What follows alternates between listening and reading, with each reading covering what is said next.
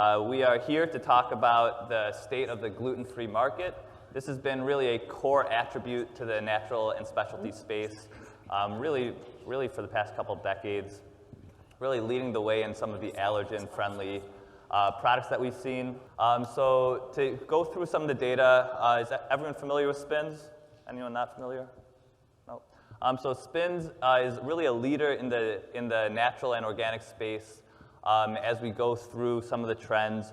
And we look at this through a lot of retailer POS data from our partnership with IRI, who is now Circana, I believe.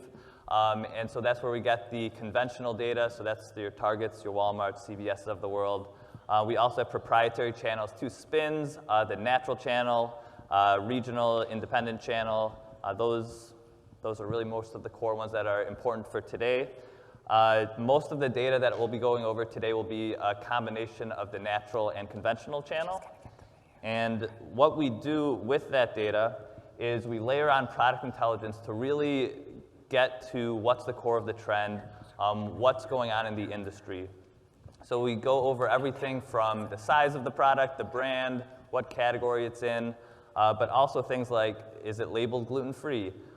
Is it labeled organic? What kind of sustainability trends? And we're also able to zero in on ingredients. So you can see, especially with regards to this, in gluten-free products, what ingredients are trending, what types of sweeteners are being used, what kind of diets do these products correlate to. And so really giving you a full view of what's happening and then giving us a good idea of what's to come in the future. So as we take a look at the top line view of this is everything that's labeled gluten-free. And so you see that we're seeing with labeled gluten-free products similar to what we were seeing in the entire market. So really sales are up a little bit, units are down, and so most of that growth is coming from price increases. And this is not unique to gluten-free products. This is really what we're seeing in most of the industry with pockets of growth as really inflation is really putting pressure on a lot of people's wallets.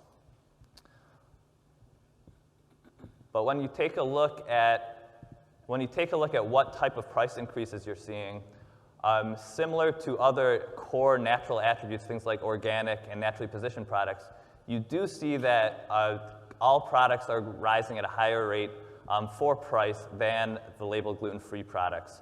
So in the short term, this still means that they're more expensive and that we've seen some people switching to either larger sizes or private brands. But in the long-term impact, it's the premium of the labeled gluten-free and some of these other natural attributes is really shrinking that price gap, making it a long-term outlook for these gluten-free products really strong. There we go.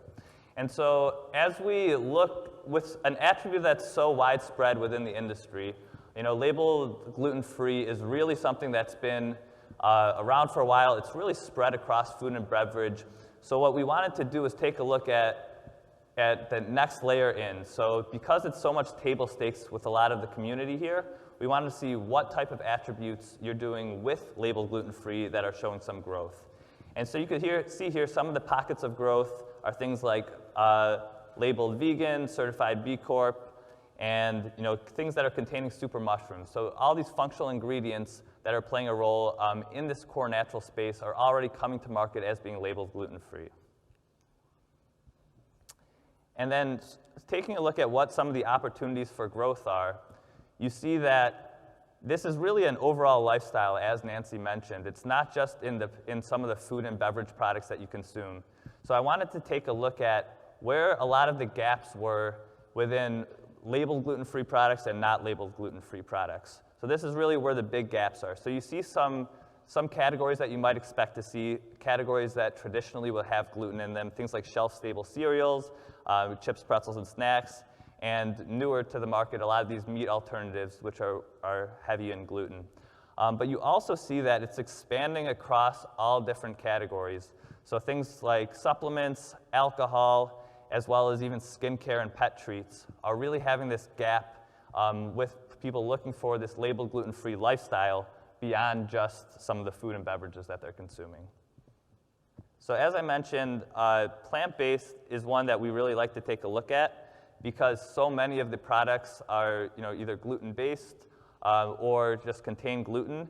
And so here we're taking a look at two of our attributes. On the left-hand side, you see things that are labeled gluten-free versus not labeled gluten-free. And then using our ingredient product intelligence, we see on that right-hand side things that actually contain gluten versus products that don't contain it, regardless whether it's labeled or not. This is just based on the ingredient facts panel. So you can see the trend that we've been seeing over the past couple of years with plant-based is they're looking for cleaner labels, more allergen-friendly, and so containing gluten, down 5%, which the gluten-free products are up 11%. It's really a key indicator that these products are having to continue to innovate, because just like certain attributes are table stakes, when it comes to plant-based, it's not enough to just be plant-based anymore. A lot of consumers are searching for other attributes that fit their lifestyle. So diving into a few of the categories that you might not expect that are important, but the consumers who are really dedicated to being gluten-free are really dedicated to their entire consumption being gluten-free. So things like hard seltzers, hard ciders, beers, hard kombuchas, these things are showing large growth in that gluten-free market as people are really particular about what's going in their body in regards to gluten. Taking a look at a more traditional category, you see a similar effect. So chips, pretzels, and snacks. I broke it out by subcategory. It's clear that in certain subcategories, it's more important to consumers than other. But you do see that, chips, pretzels, and snacks, for example, there's almost a 10-point swing between labeled gluten-free and not labeled gluten-free, with the largest gap in tortilla and corn chips.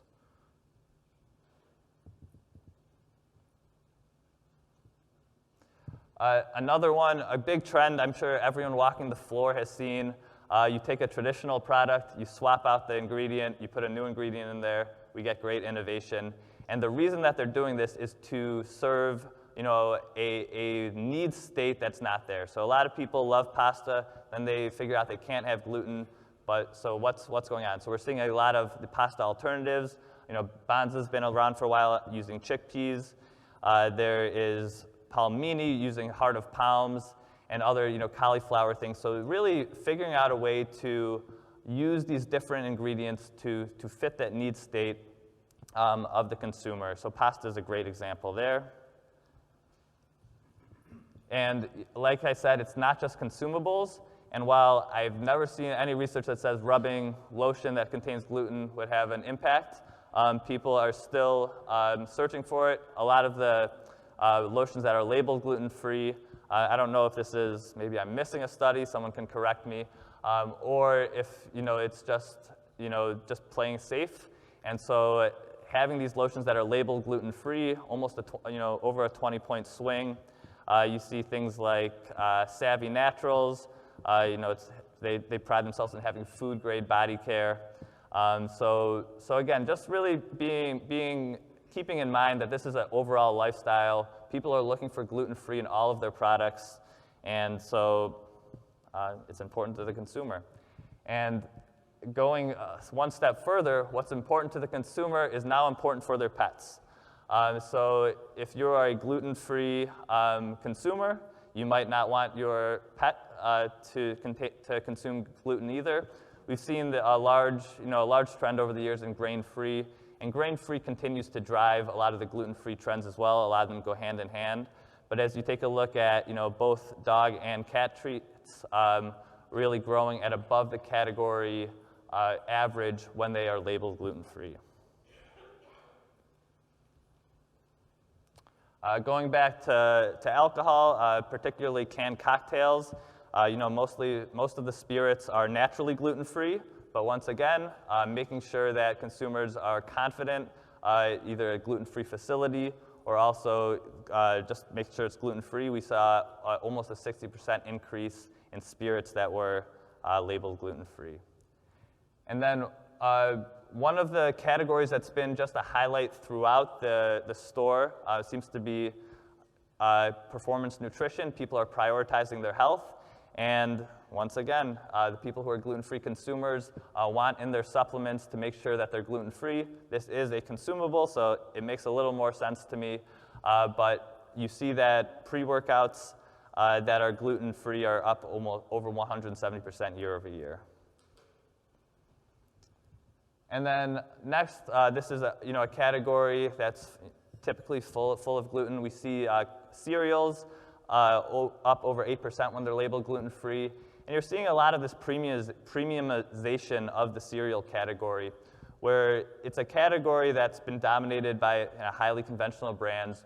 With the price increase of those conventional brands, it's making kind of the sticker shock for some of these premium cereal brands to hit the market, the high protein. And a lot of these brands, it's worth noting, started out as D2C and have been moving into retail. So there's a lot of opportunities to watch brands that way as well. Breakfast foods, another one. A lot of opportunity to innovate. Really, this is kind of the old story, but we're seeing continued innovation. So people are wanting their pancakes, their waffles, things that are typically full of gluten. This is where a lot of the growth continues to happen. So kind of the core message is these core gluten categories continue to innovate and get a higher quality, more functionality, cleaner label, and then it's also spreading across the entire departments. And along with being labeled gluten-free, we're seeing a full rise in things that are major 9, I always have to correct myself, 9 allergens now, major 9 allergen friendly for baby food and just throughout the store. And so as they're becoming more allergy friendly, so many American households now have someone in the household that has a food allergy. And so being able to kind of check that list, especially people concerned about their babies, is also an opportunity for growth. And then finally, we love to look at some of the indicators of what's coming next. Are people still interested in this? And so a lot of times we turn to social media to see what's trending in the search to see what people are still interested in. And in 2022, the term gluten-free was searched on TikTok alone 4.5 billion times. And so most of this was for recipes like pancakes and bagels. And so these are some of the indicators that there's continued interest. I don't think I need to tell anyone in this room that there's continued interest in gluten-free. But if you're looking for more of a mainstream acceptance, these are some of the indicators of what's coming in the future. Thank you guys so much.